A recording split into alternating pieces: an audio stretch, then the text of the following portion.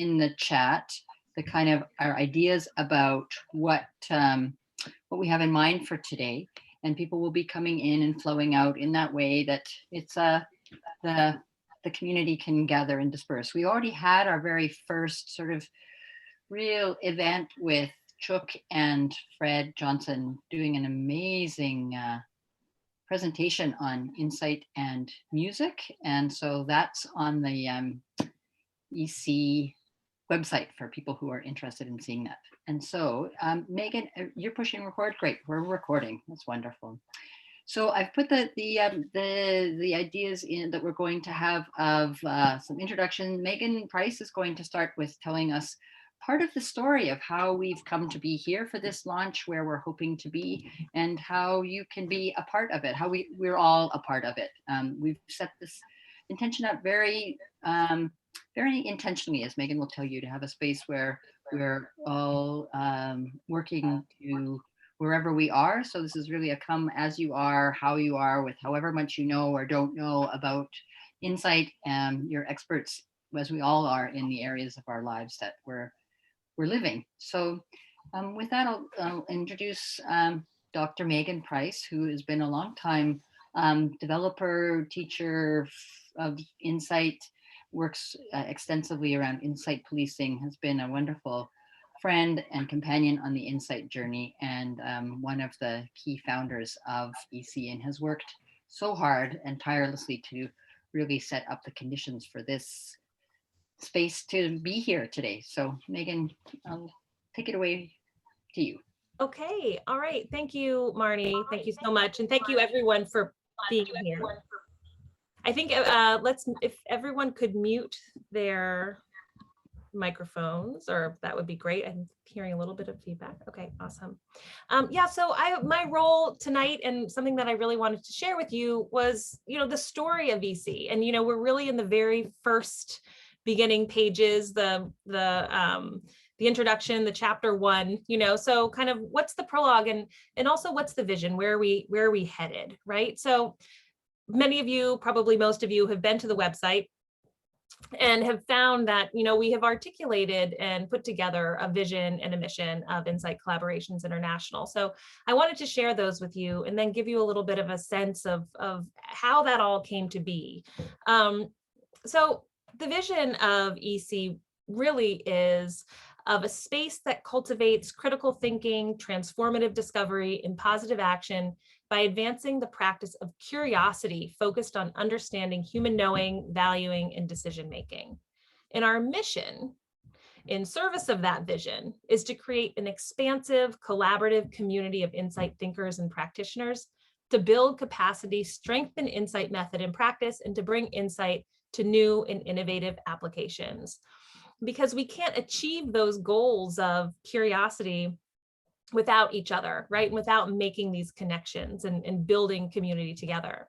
So what does this all mean, right? It means that we want to grow and build and expand the insight approach and use that skillful attention, that attention to others, right, on their own terms, that Cheryl Picard and Ken Melchin and Jamie Price and Bernard Lonergan have made accessible to us to do good in the world, to make meaningful change and help shift conflict in relationships, in families, in systems, right, to unleash creativity, to reduce harm and injustice and inequality, and to create peace and open horizons, right? So that's a really big kind of idea that we want to do these things. We want to make these changes. We want to pay attention to one another and the interiority of our thinking, or particularly in conflict, to shift our worlds.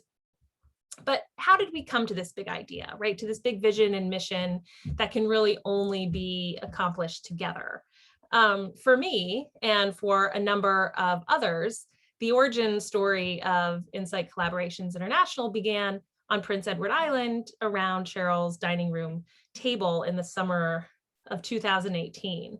Cheryl and I actually had met in Philadelphia the fall before, and she had presented the idea to me of bringing Insight people together and see kind of what synergies we could come up with around creating some kind of community, because the recognition there was that there were lots of us working with insight and mediating with it and training with it and applying it to various things, to interpersonal conflict, to family conflict, to policing, to leadership, to collaborative law, to all these really interesting applications.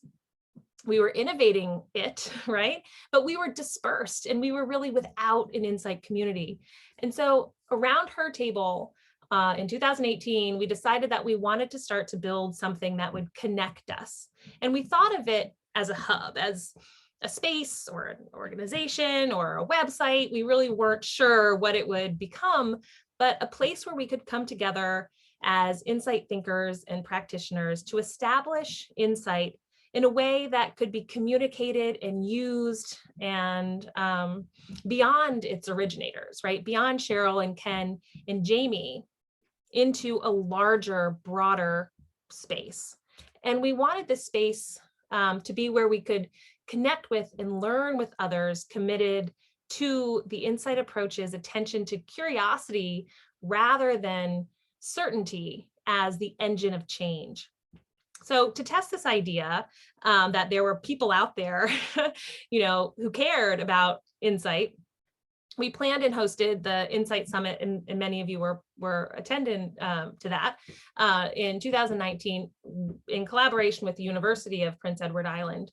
We did the inaugural Insight Summit, and it was a success. People from all over North America came to connect, to learn, to share about insight.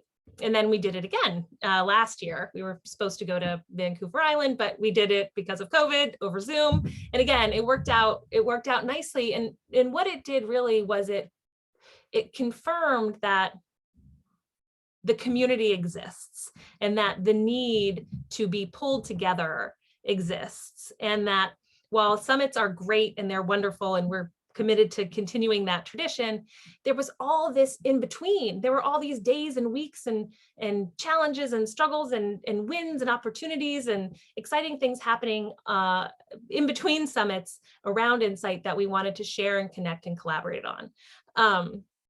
So that's where insight collaborations, that's where EC really comes in. And so we are just at the first step of pulling together this community to build that space that anchors the insight approach, to grow, to learn, to innovate. And we are so grateful to all of you who are here tonight, for those of you who couldn't make it, for those of you to come to continue to grow this community, and who all will be, authors of the EC story moving forward. And so with that said, I thought it would be really wonderful to hear from a few others on their thoughts about the launching of EC. And to start off, Cheryl Picard, I was hoping to ask you a question. What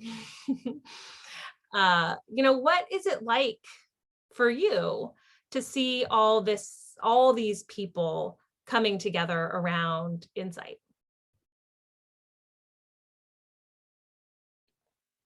Well, thank you for including me. And the first thing I want to say is congratulations to the committee who put this together. It's beyond anything I could have really hoped for. We talked about it and we thought about it and played around, and the hard work that all of you put into making this night happen, and the opening, which unfortunately I wasn't able to attend.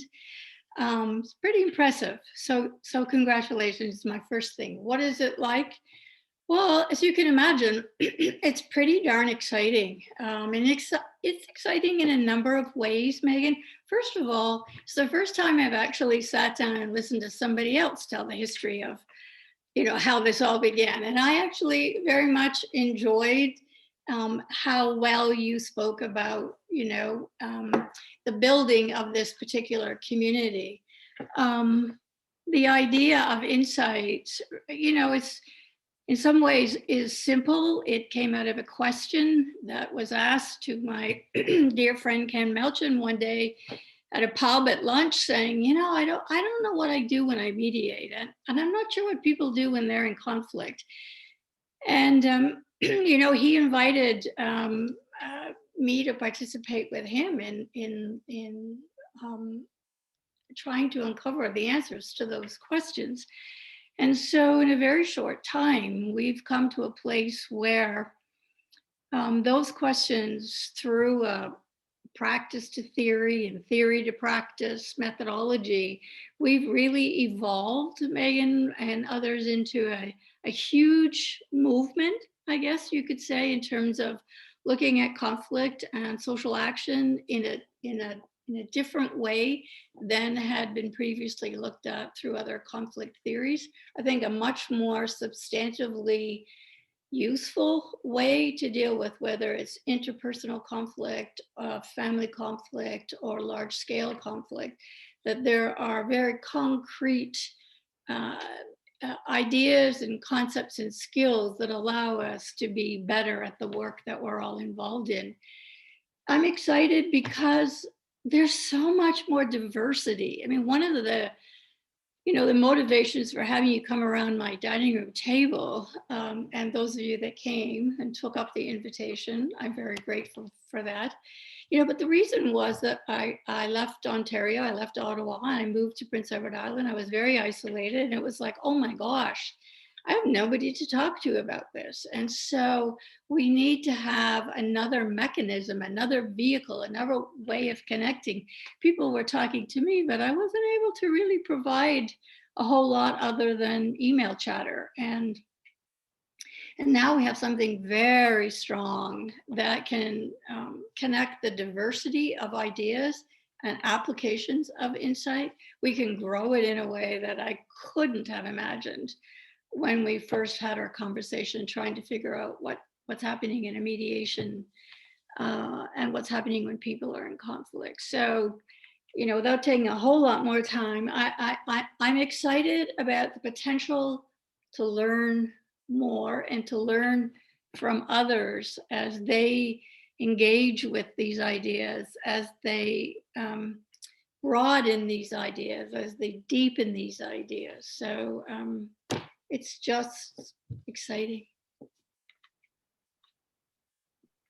Thank you. Thank you so much for that. I think that's a really important, your voice is a really important addition to this. So I appreciate that so much, and I'm sure everyone does. And it actually brings me to another person who was around that table, Elizabeth Starrett. And I'm curious, from your perspective, right? So you are deeply connected to the Ontario Association of Family Mediation, or mediators, and what it means for you in the future of OAFM to be part of, building this network around insight. Well, thank you, Megan. Thank you for asking for information about the OAFM, the Ontario Association for Family Mediation, because we've just had the privilege and the honor of being connected with Cheryl and working with Insight Mediation. And our organization has formally adopted Insight as its modus operandi, and this is, I think, very exciting, because we accredit child protection mediators, separation divorce mediators, and elder mediators across the province of Ontario. And so now what we're doing is we're taking all of that exciting information, and I think you referred to shifting the world. And I see really what we're doing is we're attempting to shift the world through families, as we are associated with families and help them to retain their relationships and to be curious about how they can make some changes that will really honor the kinds of relationships that they want to maintain, not only in their own families, but in society. So as we do that, we look to Insight to foster that curiosity that you were mentioning, and the critical thinking that mediators are wont to use, as well as the transformational change possible through the use of and the adoption of the Insight approach to mediation. And so, since our organization is Insight led, it also brings us to even our board meetings.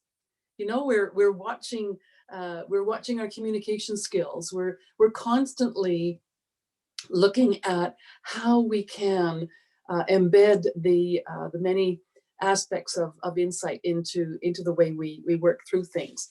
And just to come back to that as well, I think that the key to change in our society, I think, is the ability to provide leadership. And we're trying to do that through our training events. As mediators are being trained, they're being trained through the insight approach. What we're doing then is that we're imbuing each conversation, one family at a time, with the possibility for change. So it's exciting, very exciting. I think it's fascinating that you've been able to, within your organization, to use insight, not just in mediations, but throughout. You know, its applications are so, like Cheryl, to use Cheryl's word, you know, diverse. Mhm. In board meetings, just in interactions with others, in terms of structures, in terms of mediations as well, and within families. So that's great. Thank you. And then lastly, part of EC2, one of our key pillars is the Insight Journal. And so David Petal and Jamie Price are the editors of that. And so I wanted to ask Jamie, you know, if you could tell us a little bit about, you know, what in your, from your view, is the role of the journal in the future of the insight approach? Well, we shall see. My view of it is that the journal is, and thank you, Megan, for asking about this. And I'm sorry David couldn't make it tonight. David's been he's run a journal, an online journal, for over 10 years, so he knows what he's doing a lot more than I do. But I do know that the journal that we're putting together for all of us collectively, it's a place for writing and discussing and about the theory and practice of the insight approach. And of course, that's what EC does more broadly, but there's a place when writing about it makes some sense. And we hope to be the holder of that. Explore questions of case studies where different modes are explored and different lines of other lines of approach to conflict or to change or to leadership are also engaged. So, but to give you an idea, the first we plan right now for the journal to come out annually. The first volume will come out coincident with the next Insight Summit in September, and it crosses both or combines both the theory and the practice that we are practicing here. That'll have two major contributions. One by Megan, actually, which does a kind of a bibliographical tracing of the history of the development of insight and in theory and in practice, from Cheryl's table and her conversations with Ken up to the diversity of what's going on now. That's one piece. Another one is Marnie and Viev have put together, along with Talia Mar, a handbook on insight artistry. So that's the practice side of things. They've been working on this along with the Insight Artist Collective for a number of years, and have it to the place where there's an ability to help artists think through their characters, their projects, their fantasies using the insight approach. Both those things will be appearing in the first volume. So then, and this volume 2 is going to be a whole range of the collaborations that the insight approach involves. We don't know beyond that, except that we want it to be rigorous. We want it to be open. It's not just an academic thing. It's for everybody who's here right now to both read and contribute. Thank you, Jamie. I think that's really another exciting component of this initiative, to capture what we're doing together and build on each other's ideas and work and connect through, like you said, Jamie, through writing it down, right? And wonderful. So thank you so much. And so that's the story, and it's really the beginning. We are at the very first pages, and so we really look forward to writing the rest together. Thank you, Megan. And I want to take a moment also to just appreciate who is in the room, because there's a number of people from Royal Roads, which is where I'm a professor and Royal Roads. And so there's people from at least 4 cohorts. So it's kind of neat to see people who from 2016 and 17 and beyond. So it's actually really quite wonderful. So even that sort of layers of connection. And then there's the people who've devoted their lives to the study of Bernard Lonergan, and people who are very new to it. We have artists and police officers. See if you can spot the police officer in the group. And he's retired now, so that gives you another hint. And he's got a mustache, and his name is Chris. And and then Elena is another person who's just graduated, and she's in the car because her son is skating. And so this is sort of part of this space where we are all kind of coming as we are, because we want to be better people and we want to do better in the organizations that we're in, and we see the possibility to be able to make some difference. And for me, when I myself am truncated and annoyed and fighting with my children, at least I can remember that there are people out there who are trying their best to be curious too. So that's what really matters to me. And so with that, I'm going to turn it over to Chuck to lead our next exercise. So Chuck Obasi is one of the primary developers, along with Viev and Price, who's really taken the work that Cheryl and Ken did on insight mediation and transformed it into, first of all, a kind of way of doing community-based research as insight conversations, and then transforming it into remarkable theater that's really working to support artists and a kind of artistry that can support the kind of insight, that shift from our more contracted to our more expansive ways of knowing and valuing and deciding. So over to you, Chuck, and thank you for leading this activity. And Chuck is, yes, also a committee member, as well as we'll start introducing ourselves as committee members as we go through the program. Thank you, Marnie. And yes, everything she said is true. It's all true. I am a committee member, and my entry point to insight is the performing arts.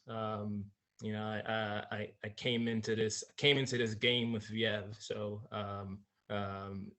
it's been I think a decade now. But you know, when I'm looking around this room, and everything that's being said is really resonating with me, and so I really want to just acknowledge something that Megan said, which was that the concept for EC began at a table, right? And so here we are in a Zoom room with a whole bunch of little rectangles. This is not quite a table in the literal sense, but it still has that feel. So I kind of want us to try to put ourselves in that place where we are seated at a table, you know, just to continue that. And as we do that, some of you, I believe, registered through the website to this event. And if you did register through the website, you probably saw a question that says, what brings you to this lunch? What brings you here? And if you didn't register that way, and if you just were able to get access to the link, maybe you didn't get to see that. But I think that's a very important question. And I want us to all just sit with that for a moment. What brings you to this table?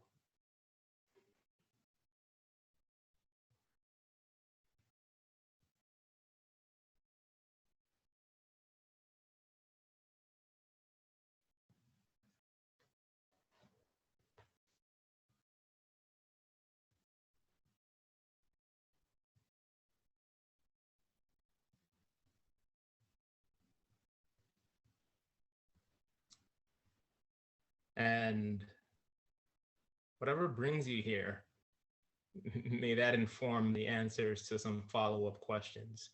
I'm a fan of the chat room, so I just want to say that, and with that, I would love to activate it with hopes that people will engage in the chat room for this moment. And I want to ask you to think of everything you've heard, the roles that some folks have at this table. We have mediators in the room, we have trainers, we have educators, we have police officers, we have artists.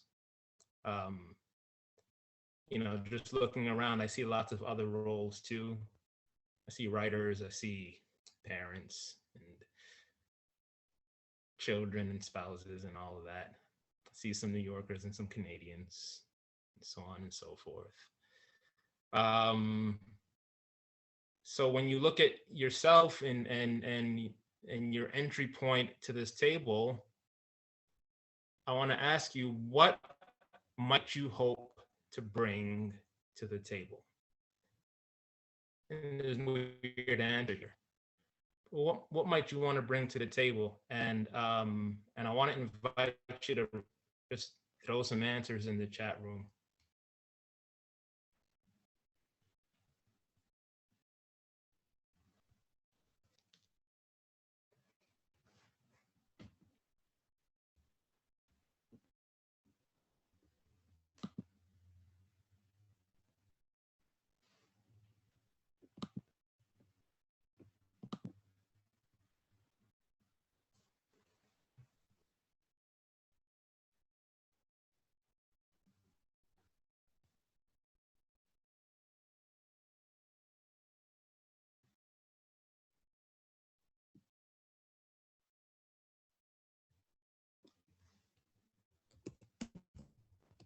I'm gonna answer it too, actually.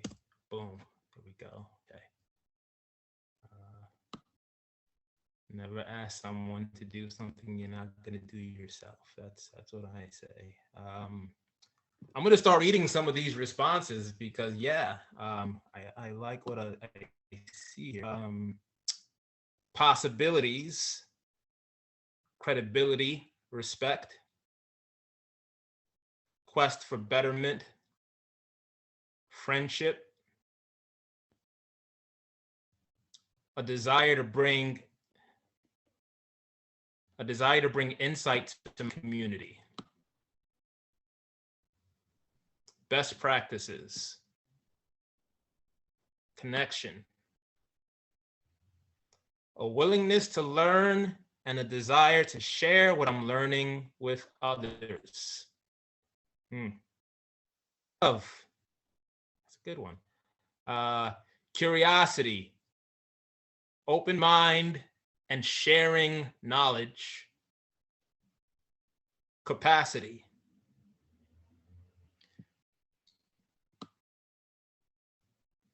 Curiosity,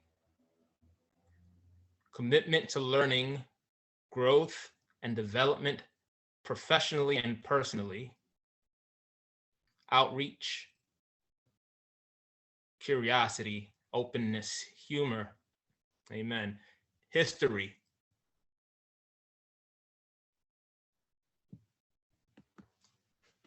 Bruce has been a mediator and arbitrator for 32 years and is interested in sharing his experience and learning more ways to use these skills to make a difference in the world. Right on, Bruce. Always to learn and be nourished and in turn nourish others. Complexity, intellectual rigor.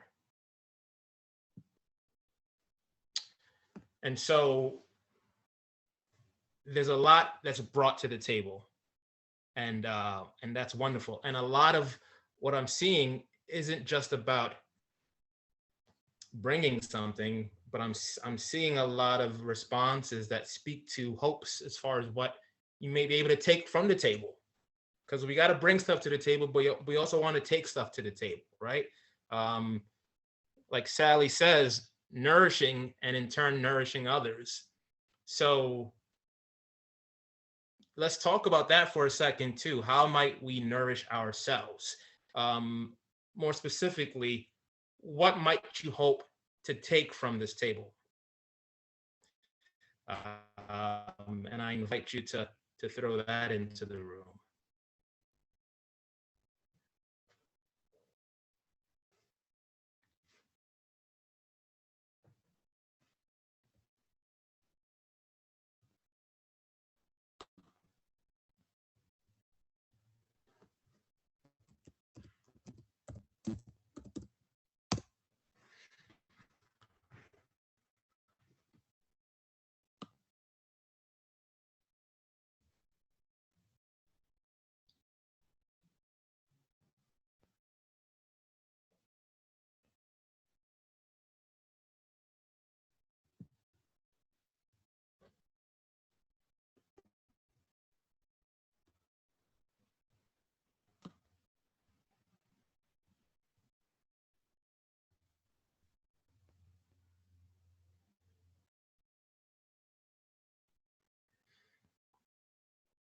Okay, let's see what we have here.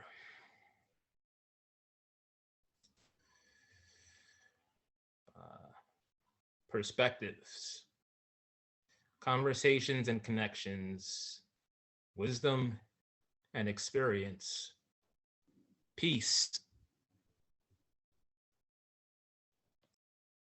insights. Learn from your wisdom and experience. Adventure. Deeper understanding of insight. Community.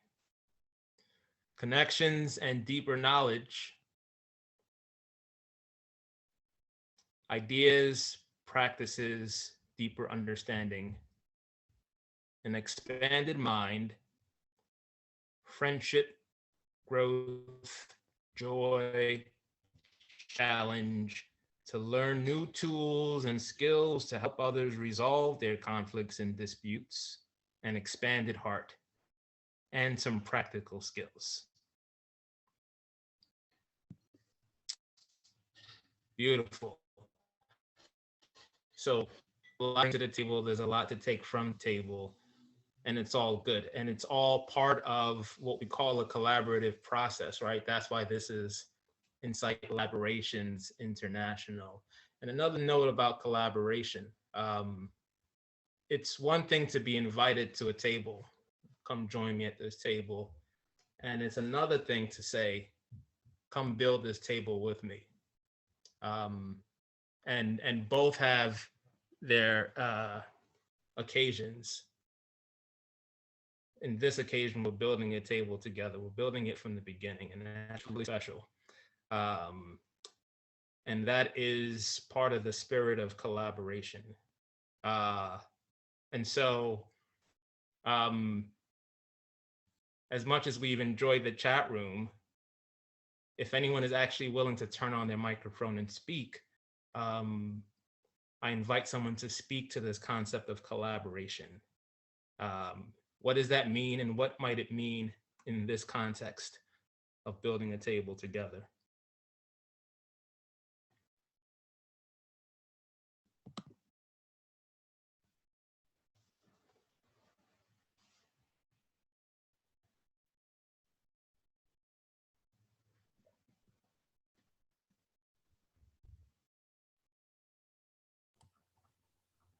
Hello.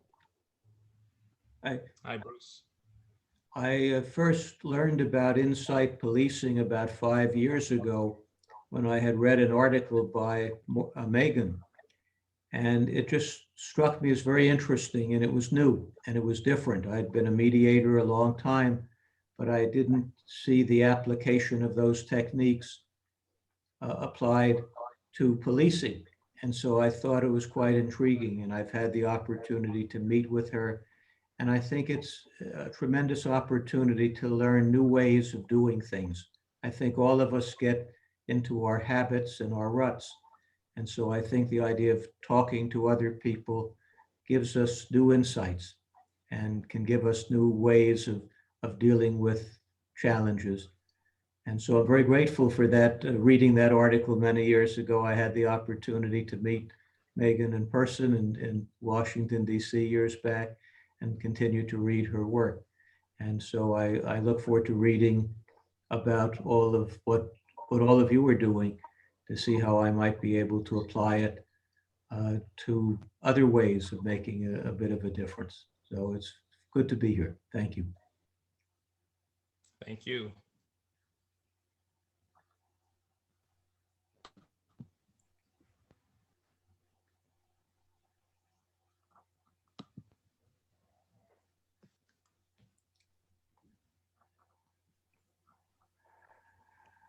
Yeah, Helene. Hi. For me, I have to say there's a moment as we were going through the last chat where it kind of hit me that I'm sitting here amongst current giants in the insight community and future giants in the insight community, and figuring out how to navigate that and collaborate together and working together to expand insight's application. My personal experience, I came to it through Royal Roads. Thankfully had both Marnie and Megan throughout my Royal Roads journey, and have decided to move back into my first career of education, talking about, upstream interventions and how if we can start developing these skills at developmentally appropriate levels with children, we can get to a point where curiosity becomes the norm instead of digging in and entrenching in our certainty as we navigate conflict throughout our lives. So I'm feeling really excited, but really confused about how my journey is going to look with Insight, but excited for the fact that I have such wisdom and experience within this room to be able to navigate that future journey. Beautiful. And I echo Megan's amen to that. And yeah, I kind of look at myself as both a child and a grown-up, just to go off of this concept of giants and future giants. And that's also, for me, part of the spirit of collaboration, being able to wonder like a child, but also being able to employ wisdom like a grown-up. And I think this is definitely a space to do that. I'm going to pass it back to you, Marnie, and just say that I've enjoyed this this brief check-in on where we're coming from and what we hope to offer as well as get from this table. So thank you for that. Thank you so much. Thank you, Chuck, and thank you, Ellen and Bruce. And it's one of those things that I suspect that anytime there's someone puts something forward around an interest in children, then there's like Elena's ears are alert, because it's also something that Elena has been working on, is like insight in schools. And as you know, Megan has done that work extensively through her dissertation. And so my guess is that everywhere there's an interest in somehow figuring out a challenge that we have or an aspiration that we have, that there's likely to be a friend amongst us who can help us out. So that's one of our overall aspirations as well. So my job now is to, we're all going to have about 2 to 3 minutes to tell you a little bit more about the program. So we've designed the community, and this is our first draft. And as Chuck was saying so nicely, it's an opportunity to build if you want to, if you have time and energy and interest. There's a space at the table for you. If you're really interested in just kind of watching and having a presence occasionally, that's also just fine. So really back to that, come as you are and contribute who you are. At different times and in different places of our lives, we all have different energies and what we need to draw from and what we need to give to. And so with that, I'm going to ask Viev and Chuck to talk about the upcoming session on Insight Artistry, which is happening on April 26th. And Megan, we might talk a little bit more about membership at the end, again, to just kind of remind people about that. But for Insight Artistry, there's self-reflection and creation is coming up on April 26th. So over to you, Viev, Price, and Chuck Kowasi. Cool. Take it away, cool. Chuck. All right. So yeah, as I said earlier, I do come to this table as an artist with Viev here, and our our segment is for people who see what they do as an art. And so to kind of like think about it in a very particular way, we'd love for you to imagine what it feels like when you're in the flow, right? When you know what you're doing and you feel good about what you're doing and your ideas are generating freely, and you can pull an all-nighter if you wanted to. And if you can really capture that moment and wonder, like, what does it take to get there, and what does it take to maintain that? Think of that as one thing. And then also on the flip side, try to imagine what is it that kind of blocks you. What is it that kind of trips you over in that flow, stops your flow, whether it be the writer's block or the freezing up on the stage, or the wanting to go to bed because all you're doing is being tired and wasting your sleep, as opposed to pulling an all-nighter, writing pages and pages of a script or whatever it is that your art is, right? And so we kind of want to zero in on both of those things. What is it that opens us up and gets us in the flow? And what is it that trips us up and truncates us and prevents us from being as creative as we'd like to be? So if everyone, to use something that Chuck loves to do, to take a moment, just close your eyes for one moment if you feel comfortable enough. Just close your eyes and take a breath. And imagine a time when you have felt in the flow, when you have felt that deep yesness to you, to your artistry, to your creativity, something saying yes.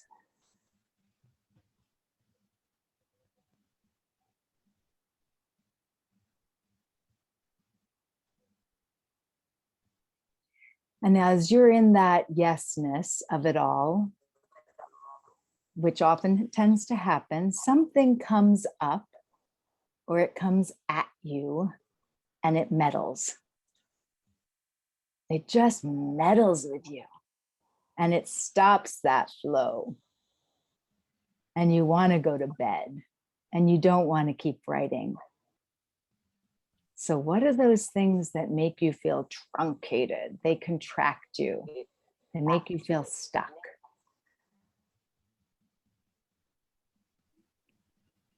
Name it, see it, visualize it, animate it.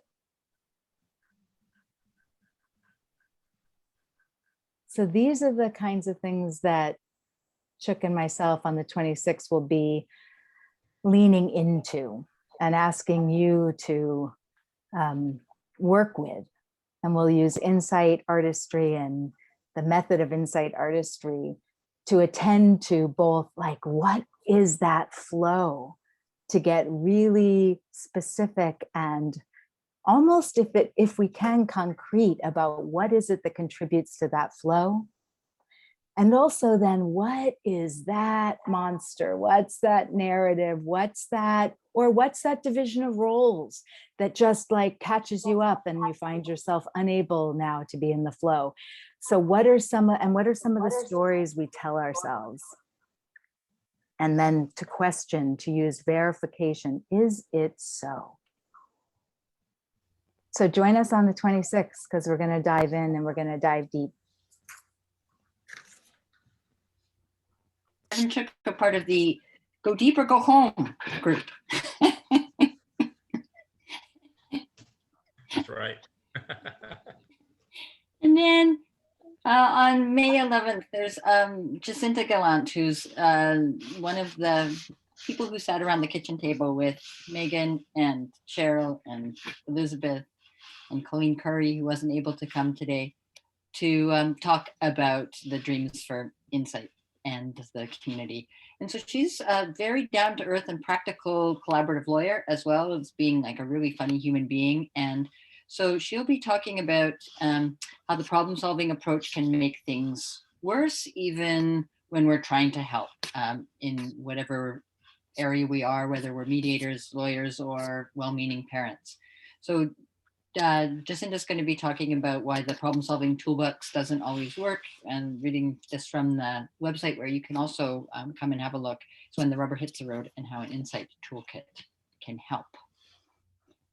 Then in June, Jamie Price and I are going to be talking about leadership from the Insight approach. Jamie, do you want to say a little bit about the work that you're doing in a minute or so?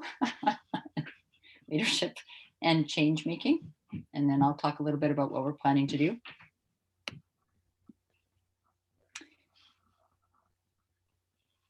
So you just start to unmute. Yeah, there you go. Yeah, I did. I did. What I'm doing, well, I think in thinking about leadership, and I hope this doesn't overlap with what you're going to say, Marnie, but in thinking about leadership, what I've been interested in and what I've been working on is the relationship of what it takes to be somebody who's, whether you're in a family or whether you're in an organization or whether you're in a team, or who is in some sense in that role responsible for the way other people are thinking and valuing and making decisions. And I'm interested in the role that self-transcendence, or going beyond your own limits, plays in that, and how suffering plays in that, and then the pain that's involved with that. How do we turn that pain into process rather than into threat? And how then do we call upon the spiritual resources we have to move through that? That's what I'm interested in right now. That was cool, turning pain into process. Yeah. The work that I do at Royal Roads with people who have come to study for 2 years about conflict, which is kind of a, like, we have all seen that there's something about conflict that also relates to our lives in the roles that we are in, our various roles. Some of us are specifically conflict practitioners, and others of us are paramedics or middle managers or parents, and that there's a way in which we are leading and influencing change using conflict to be able to shift systems and interact interpersonally, and all of the intrapersonal dynamics that happen as we're called upon to lead in some way, to influence others towards a desired good. And so we're going to be talking about that and asking people to share stories as well. So it's going to be an interactive session that's going to be on June the 8th. And then following that is going to be, Megan was going to do the Insight Loop on May the 25th. So Megan, would you like to talk a little bit about that? Sure. Thanks, Marnie. Yeah, May 25th, 7 to 8, same time as this. I'm going to host a presentation on the Insight Loop. And so it's really the framework. So some of you probably know this, and some of you, it might be kind of, what is that loop thing?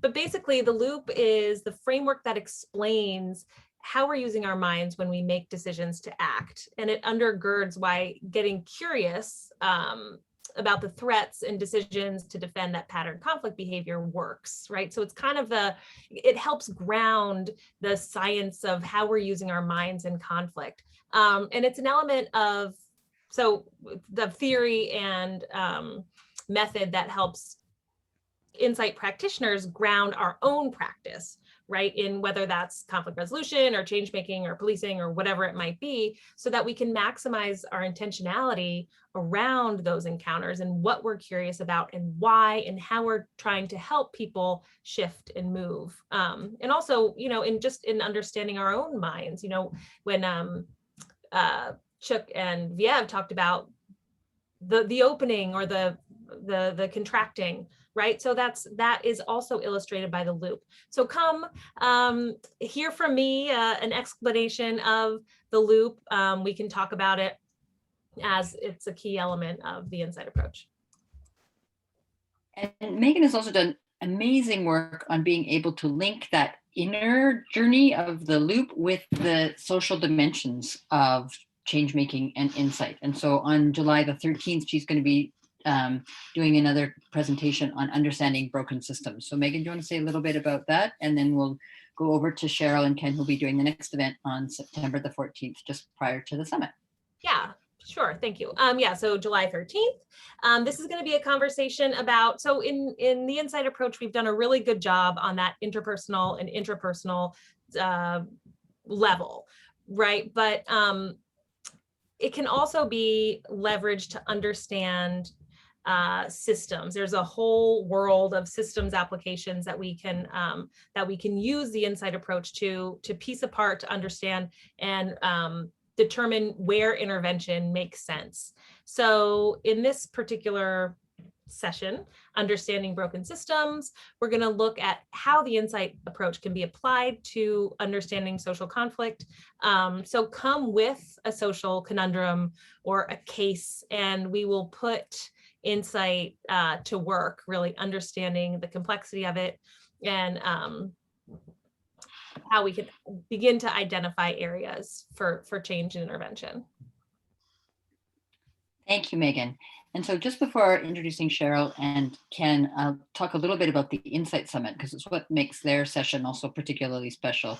So the Insight Summit is a 2-day event happening on September 30th to October 1st, where we have a gathering of practitioners and scholars and interested people. And that will be, again, very interactive and practice oriented to be able to think about how each of us is working to wonder and practice the skills of curiosity and change from the contracted to expansive process within the systems that we're in. And so leading up to that, Ken Melchin and Cheryl Picard, who are really the founding thinkers and practitioners in the Insight approach, are going to do a session on facilitating insights. And that will be on September the 14th. So Cheryl and Ken, do you want to say a word or two about that?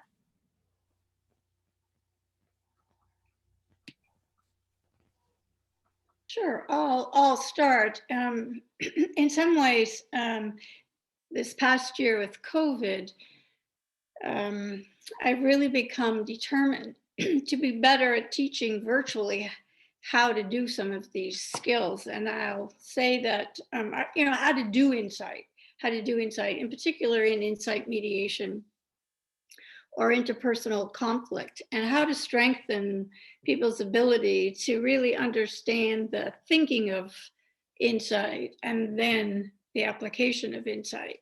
And so for me, I really want us to focus on, why we do what we do. I think in some ways, when you try to learn something like threat-based questions, for example, asking a different form of question as a way to facilitate people bringing about change themselves, it sounds really simple. And you get people to do exercises around, okay, I can write a threat-based question.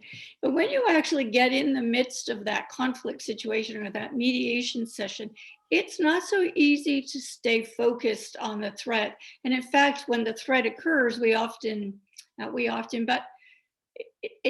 seems like, okay, I got it, now I'm done. Rather than, the idea that when you get the threat, that's where you go. And it's actually really an intellectual shift in our thinking in terms of what we're trying to do and what we're noticing, what we're trying to learn. And so we wanted to just rehash in some way some of what we've talked about and written about in the books, around, heightening knowing what we do so we can do it kind of stuff. And you'd think we knew the answer to the questions, or what are we doing when people are in conflict, or what do I do when I mediate?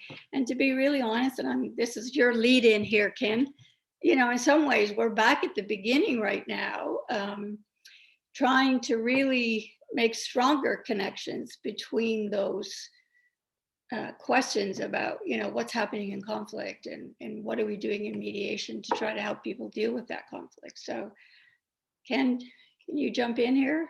Sure.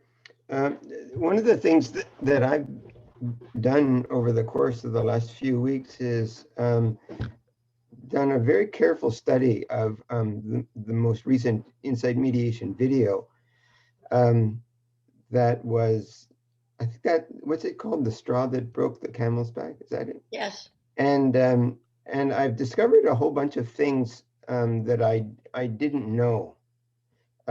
What I realized is that so much of what Cheryl does as a mediator appears familiar, but it's actually not familiar at all. It's not. It's quite astonishingly difficult to understand. Having been a participant in that mediation video role play, I know what it feels like as a party, and so I know that it works, but I don't know what makes it work. And that I think from the point of view of our study of insight mediation that culminated in the book that we wrote together, and then that we really only began to scratch the surface. So I'm trying to do a little bit deeper digging, and Cheryl and I are doing some back and forth to see whether or not we can come up with another layer of understanding about what really is going on when the insight method as a mediator works successfully. Thank you, everyone. And that's a nice way of kind of ending in this bookend. And for those of you who don't know, the video was a video of Ken and I fighting when I had long hair and Cheryl was doing her best to bring peace between us. We were fighting in a role play. And it's quite amazing how role plays get to bring out what, so I can just imagine Ken and his partner and me and my partner, and there we are fighting. So we'll make sure that that's on the EC website as well. And so I'm just wondering now if there's any other words that others would like to share. We've introduced our steering committee member. There's Marnie and Megan and Chuck and Viev and Jamie and Dave Petal is doing the journal, and Jacinta wasn't able to be here. And now there's all of us in this moment of launch. And so I'm wondering if there's any last thoughts that we have for the last 2 or 3 minutes of being together before we go to our other lives. Megan. Yeah, I did want to say one more thing. Part of being a member of Insight Collaborations International is you're enrolled, or you have the option of joining a listserv. And so, Ellen and Elena and I and whomever else is interested in education, or if you have ideas or questions or interests, we can connect that way. It's a Google listserv. But what happens is that I automatically, once you sign up, I go in and I add you. So I'm the little mouse, but this tends to go into your spam. So if you sign up for as a member to EC, check your spam to see if you've been invited to this listserv. And if you feel like you haven't been, send an email to ec@insightcollaborations.org and we will get you sorted out. So that's just a really great way to connect between conversations, between programs. And also if you have ideas for conversations you want to have or groups you want to form, we want to really open up this space to build the table that hasn't yet been built. So I just wanted to plug the listserv there. Yeah, and we're also planning to have more free events so that you can feel comfortable bringing your community of people in as well to sort of share and learn, where there's just the only thing required is just an interest and willingness to learn and share. Other last thoughts before we say goodbye with our celebration for this launch? Thank you. Chuck, would you like to say something in closing? Yeah, just that we're gonna thrive because we're gonna be present, and so presence is so much appreciated. It's of the utmost importance. We're looking at 24 people in the Zoom room right now, and I really just hope to build a momentum and a culture where we just continue to find ways to gather and to both learn and bring something and collaborate. And so, you know, let this day go down in history as the spark of that culture. So with that, we'll say goodbye. Thank you so much to you all, and hope to see many of you in a few weeks with the Insight Artistry, the creativity Good night. conversation we're about to have. Right. Bye-bye. Bye, everyone. Good night. Good night. Good night, all.